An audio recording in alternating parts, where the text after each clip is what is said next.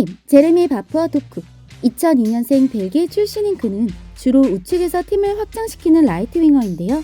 약발인 왼발의 사용에 불편함이 없어 필요에 따라 양측면 모두에 기용이 가능한 전문 윙어 자원으로 분류할 수 있습니다. 지난 시즌 리그왕에서 그의 히트맵을 살펴보면 좌우 측면을 넓게 활용하는 모습을 확인할 수 있는데요. 와이드한 지역으로 벌려 상대를 끌어내는 것을 시작으로 수직적인 돌파를 시도해 직접 공간을 창출하거나 중앙으로 커딩하며 앞선 라인의 기회를 제공하기도 하고 심지어 양측면 모두에 이와 같은 위협을 연출할 줄 아는, 즉 측면과 중앙을 오가며 상대 진영의 밸런스를 깨트리는 희소성 높은 유형의 포지셔닝을 보이고 있습니다. 피치 위 도쿠의 모습을 지켜보면 폭발적이란 말이 절로 나올 만큼 가공할 수준의 스피드가 단연 눈에 띄는데요.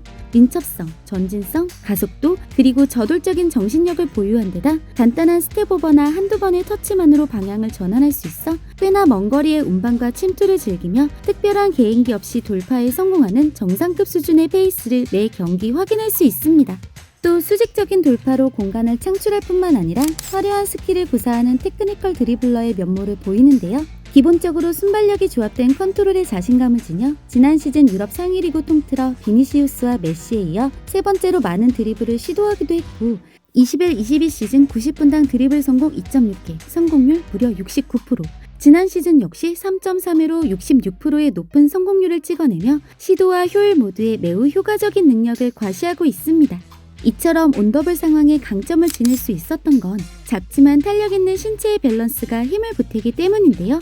넘어질 듯 하지만 재빨리 균형을 회복할 줄 아는 데다 팔과 어깨를 사용해 경합하는 보호 기술을 갖춰 21-22 시즌 90분당 지상 경합 승률 56%, 지난 시즌 61%의 높은 기록을 찍어내면서 세컨볼을 따내거나 좁은 공간을 탈피하는 매우 인상적인 대인 능력을 확인할 수 있습니다. 더불어 그와 비슷한 유형의 선수들과 차별화되어 있는 점은 약발을 적극적으로 사용하려는 의지가 돋보이기 때문인데요. 최대 장점이 드리블이고 킥력도 그리 뛰어나다 할 순 없지만 왼발을 불편함 없이 사용해 변칙적인 돌파를 선보이거나 패스와 슈팅 역시 템포에 맞춰 적극적으로 가져갈 줄 아는 선수라 측면에서 다양한 루트로 전개를 풀어가며 상대 입장에선 예측하기 힘든 플레이를 선보일 수 있습니다.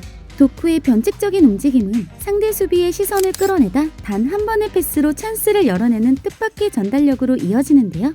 피니셔라기보단 그녀를 야기해 기회를 제공하는 타입인 만큼 흐름을 늦추지 않는 패싱 센스를 갖추기도 했고 지난 시즌 패스 성공률 86% 중 자기 진영 90%, 상대 진영 82%의 안정적인 전달력을 통해 도전적인 성향의 공격 자원임에도 불구하고 꽤나 훌륭한 수준의 패스로 전개를 마무리할 수 있습니다. 무엇보다 양측면을 넓게 활용하는 돌파를 통해 중미의 하프 공간 타격을 용이하게 돕기도 하는데요.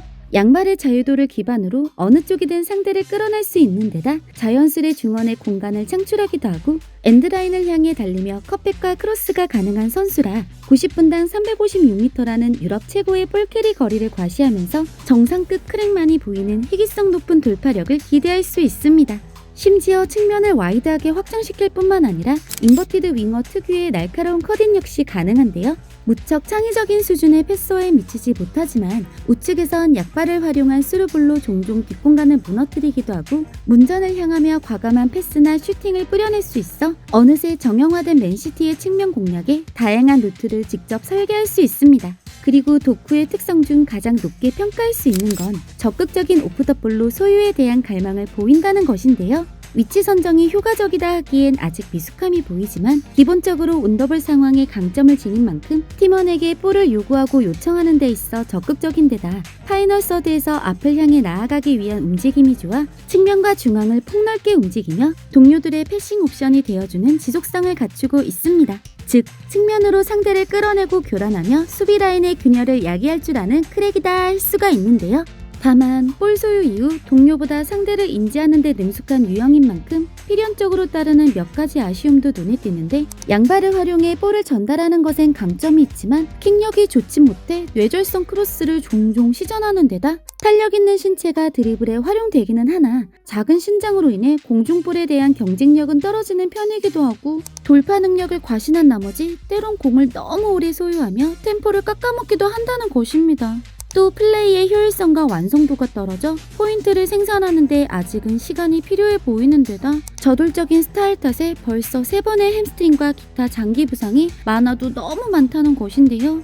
뭐 18세부터 벨기에 대표팀에 소집될 만큼 명백한 잠재력을 갖추기도 했고 패배 전술에 전에 없던 또 다른 위협을 더할 타입으로 보여 약간의 섬세함과 부상에 대한 관리만 이루어진다면 가공되지 않은 다이아몬드로서 특출난 개성이 리스크를 커버해낼 자원임엔 의심의 여지가 없어 보입니다. 과연 PL에서도 자신의 가치를 증명해 보일 수 있을지 여러분의 생각은 어떠세요?